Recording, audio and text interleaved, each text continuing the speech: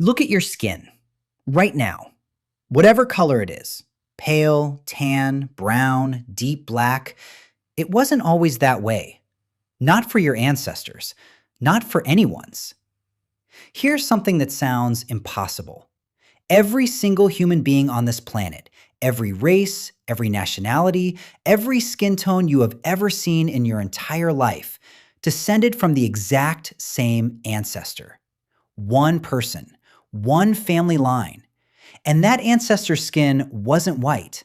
It wasn't brown. It wasn't tan. It was deep, dark black. Every single one of them. So here's the question that should genuinely disturb you.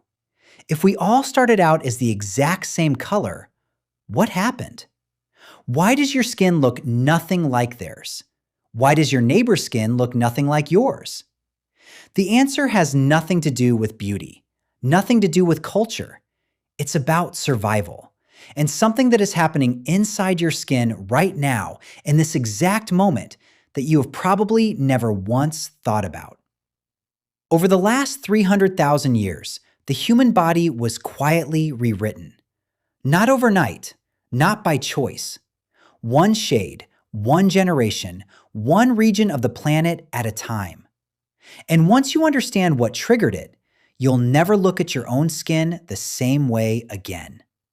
Let's begin. To understand this, we have to go back, not thousands of years, hundreds of thousands. Roughly 300,000 years ago, every human being on Earth lived in one place, Africa. And under that African sun, something remarkable was happening inside every single body.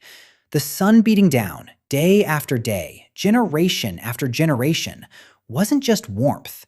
It was a threat.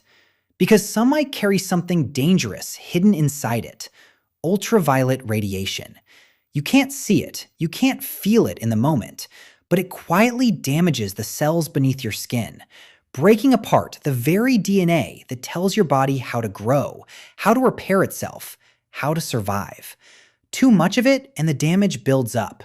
Skin cancer, fertility problems, damage that could be passed down to the next generation, weakening an entire bloodline before it even had a chance.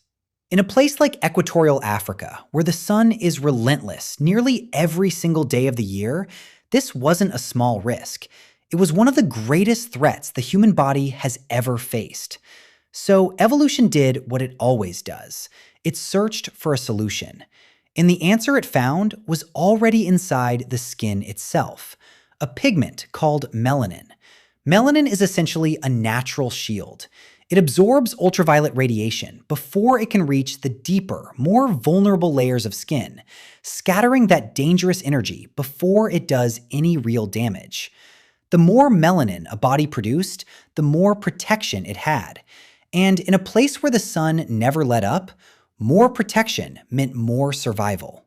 Generation after generation, bodies that produced more melanin were simply more likely to live long enough to have children. Children who inherited that same protective trait. Over thousands of years, this wasn't random. It was relentless, quiet selection, shaping an entire population toward the same outcome. Deep, dark, richly pigmented skin.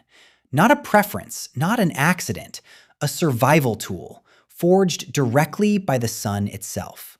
For most of human history, this was simply what a human looked like. But then something happened that would change everything. Humans started to leave. Somewhere between 50 and 70,000 years ago, small groups of humans began walking out of Africa, north into new lands, new climates, new skies. And the further they traveled, the more something started to change around them. The sun was no longer the same relentless force it had been near the equator. In northern regions, sunlight arrived at a lower angle, spread thinner across the sky, weaker, and far less constant throughout the year. Entire seasons passed with barely any strong sunlight at all. Suddenly, the danger that had shaped skin color for hundreds of thousands of years had quietly flipped into something else entirely. Because the sun's ultraviolet radiation wasn't only a threat, it served a purpose too. When UV rays hit the skin, they trigger the body to produce vitamin D, a nutrient your bones, your immune system, and your entire body depend on to function properly. In sun-drenched Africa, dark, heavily pigmented skin still let in more than enough UV light to produce all the vitamin D a body needed. But in the dim, sunlight-starved regions of the north, that same protective armor became a problem. Thick melanin blocked too much of the limited sunlight available, and vitamin D production began to fall dangerously low. Without enough of it, bones grew brittle and deformed, immune systems weakened, pregnancies became more dangerous, and fewer children survived to adulthood. For the first time in human history, having more melanin wasn't automatically the safer option. In these low sunlight environments, it had quietly become a liability. So evolution adjusted again. Populations that happened to carry genetic variations for lighter, less pigmented skin could absorb more of the scarce sunlight available. They produced enough vitamin D to survive, to grow strong bones, to carry healthy pregnancies to term. And those people were simply more likely to live, and to pass that same lighter trait onto their children. Generation after generation, in region after sunless region, the same quiet selection that once favored dark skin near the equator now began favoring the opposite. This wasn't a single event. It wasn't fast. It played out slowly, over tens of thousands of years, shaped independently in different populations scattered across entirely different corners of the planet. Which is exactly why skin color today isn't just black or white. It's an entire spectrum, shaped by exactly how much sunlight each population's ancestors survived under. But there's a detail in all of this that most people never stop to consider.